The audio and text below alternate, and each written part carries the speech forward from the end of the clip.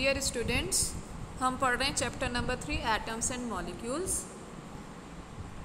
Chapter में हम लोगों ने कवर कर लिया है लॉज ऑफ केमिकल कॉम्बिनेशन। इसके अंदर दो लॉज आपकी law of conservation of mass and law of constant proportion. So now today we are going to start with the topic Dalton's atomic theory.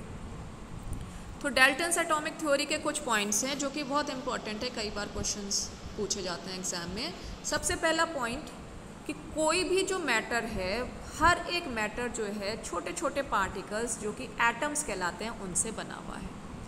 अब ये जो एटम है वो इंडिविजिबल है, मतलब ये फर्दर नहीं ब्रेकअप हो सकता है, ये डिवाइड नहीं हो सकता है, मतलब ये डाल्टन की थ्योरी थी। And it can not be created और destroyed in a chemical reaction. ठीक, कोई भी अगर एक एलिमेंट है उसके जो एटम्स होंगे they will have the similar mass and they will have the same properties. दो डिफरेंट एलिमेंट्स हैं, उनके डिफरेंट एटम्स होंगे और उनके डिफरेंट मासेस होंगे और डिफरेंट प्रॉपर्टीज होगी। कोई भी अगर कंपाउंड का फॉर्मेशन होता है तो उसमें जो एटम्स कंबाइन करते हैं वो एक स्पेसिफिक रेशियो में कंबाइन करते हैं। ठीक है, and in a given compound the relative number and kind of the atoms are constant. So these are some of the points of Dalton's atomic theory.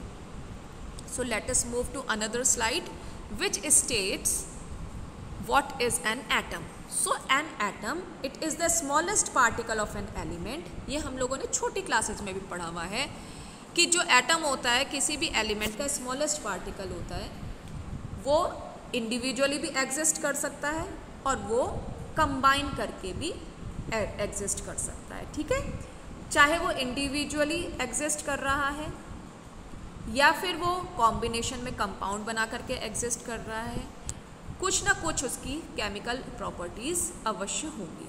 ठीक है, so now atoms are very small in size and smaller than anything that we can imagine और compare with. तो जो जैसे हम कई बार पढ़ चुके हैं कि एटम बहुत छोटे साइज़ का होता है, तो अब छोटे साइज़ का इसको मेजर कैसे किया जाता है? जो एटम का रेडियस होता है वो आपका नैनोमीटर में हम मेजर करते हैं। अब 1 nanometre is equal to 10⁻⁹ metres या फिर 1 metre is equal to 10⁹ nanometres.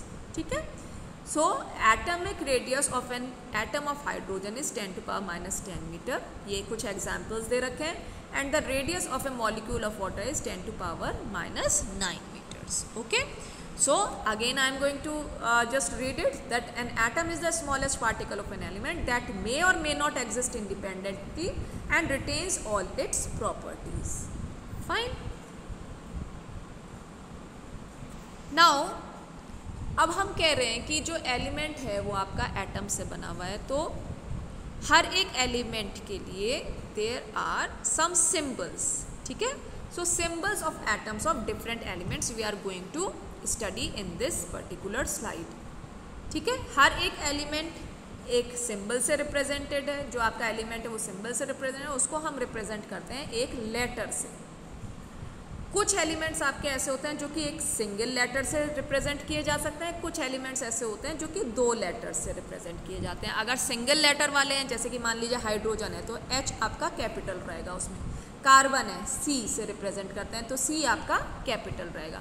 अब मान लीजिए आपका जो है कॉपर है, कॉपर को हम Cu से रिप्रेजेंट करते हैं तो उसमें पहला लेटर आपका capital and then next letter जो है वो आपका स्मॉल आ जाएगा।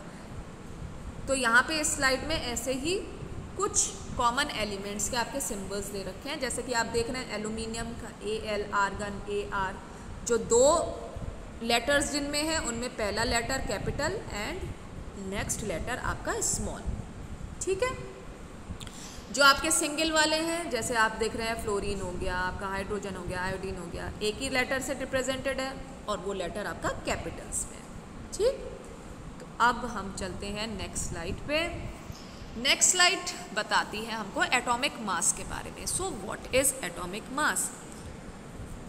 Since atoms are very small in size, its mass is also very small. हम बार बार कह रहे हैं कि एटम जो है बहुत छोटे साइज़ के होते हैं, बहुत छोटे साइज़ के होते हैं, तो उनका जो मास भी होता है वो भी बहुत छोटा होता है मास, तो उसको डिटरमाइन करना बहुत डिफ़िकल्ट है। तो ऐसी कंडीशन में हम क्या करते हैं, हम एटम को कंपेयर करते हैं किसी एक ऐसे स्टैंडर्ड एटम के मास से, किसी भी एटम के मास को हम कंपेयर करते हैं किसी एक स्टैंडर्ड एटम के मास से, ठीक है। So students, we are going to stop over here and will continue in the next lecture in detail about the atomic masses. So thank you very much.